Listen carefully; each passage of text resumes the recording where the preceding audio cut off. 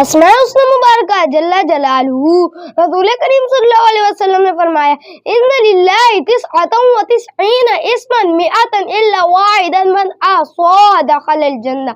ترجمہ، بے شک اللہ تعالیٰ کے 99 نام ہیں، جس نے ان کو محفوظ کر لیا وہ جنت میں داخل ہو گیا۔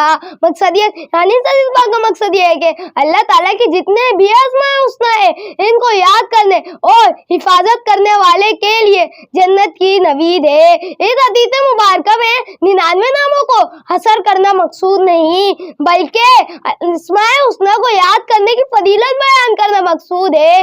لہذا حدیث مبارکہ سے جتنے بھی اسماء حسنہ ثابت ہیں وہ سب اس میں شامل ہوئیں گے۔ اسماء حسنہ بیماریوں کا علاج، دل کا سکون اور قرب الہی کا بہترین ذریعہ وسیلہ اور راہ طریقت کا بہترین سرمایہ ہے۔ ان کی اہمیت قرآن کریم میں بھی بیان کی گئی ہے۔ اللہ تعالیٰ نے فرمایا وَلِلَّهِ الْأَسْمَاءُ الْحُسْنَى فَادْعُوهُ بِهَا۔ ترجمہ، اور اللہ تعالیٰ کے اچھے اچھے نام ہیں، اسے ان ناموں کے ذریعے پکارا کرو۔ درج بالا حدیث مبارکہ میں سنائی گئی خوشخبری میں مقدس اوراق کی خدمت کرنے والے تمام ادارے اور تنظیمات بھی شامل ہیں۔